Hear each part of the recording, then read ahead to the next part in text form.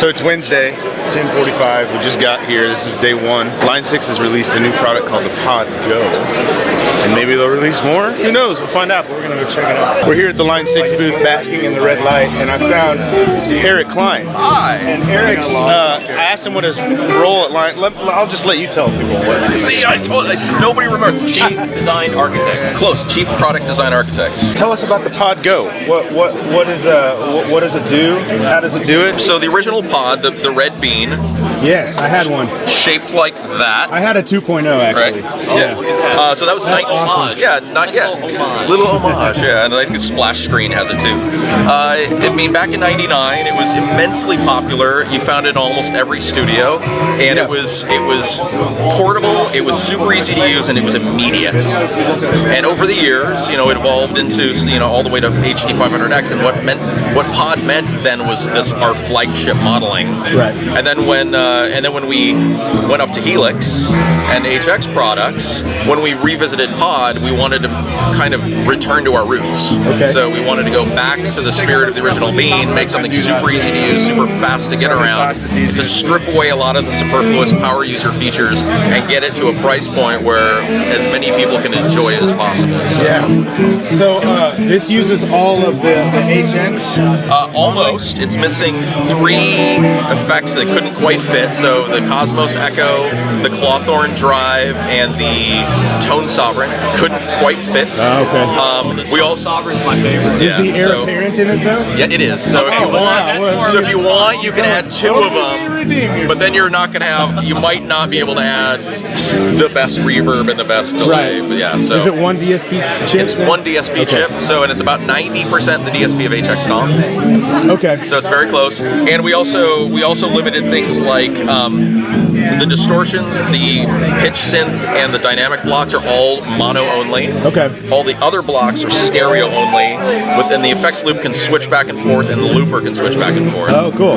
So it's all about streamlining the process of adding blocks. Everything gets auto assigned to the foot switches. Yeah. If you look at the signal flow here, every preset always has a volume and a wah and an effects loop and a preset EQ and an amp or preamp and a cab or IR, and then you have 4 empty locations to put whatever you want. If I go to an empty preset, this is what an empty preset looks like. So you get volume wah and they're always there. You can't remove them, but we do that on purpose to speed up the whole process. Got it. And we even do little things like, if you want, you can dial in the empty preset how you want, and if you go into the save screen, hold this and press save, it auto-populates all of the empty presets to be the same starting point. Oh, cool. Can you run 2 amps at once? So you only 1 amp? Only 1 amp, So no only 1 stereo cab or IR too. So Got it. But you can load IRs.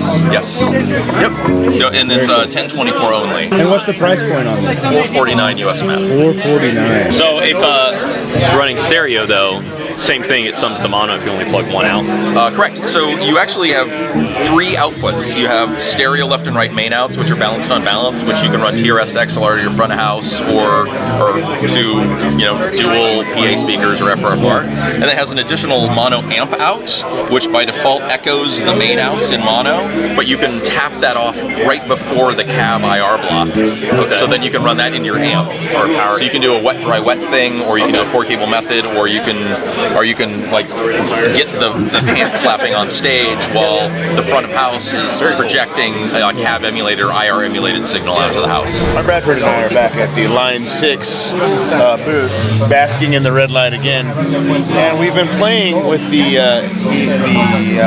Pod Go. There it is. See, The Pod Go. It's pretty intuitive. It has sounds from the Helix algorithms are in it, so it sounds like a Helix or a Stomp or whatever.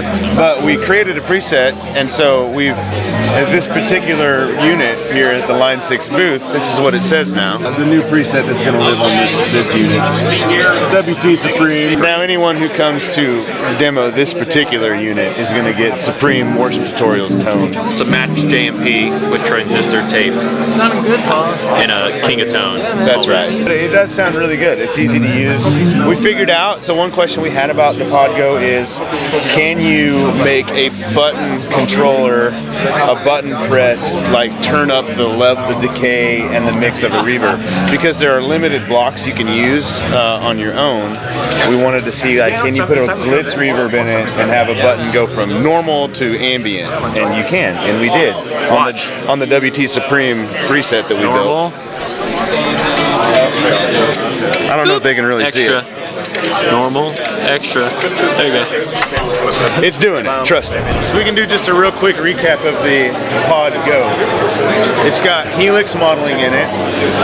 It looks like it comes, patches are preloaded with a volume, a wah, an EQ, and an amp and a cab. Yep. And you can put 4 other effects in it. Size of the volume. It has 1 DSP chip, so you can't run crazy patches like you can with the actual Helix. And then no dual amp setups. But that's okay. Which I think a lot of people are going to be curious All about. the wet effects default to stereo. Yeah.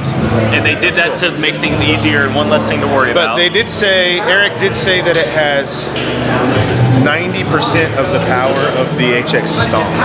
So that means slightly less power than a Stomp. So you're not going to be able to do crazy, complicated effects layouts, but you can definitely use it as like, you could have 2 drives, a reverb, and a delay.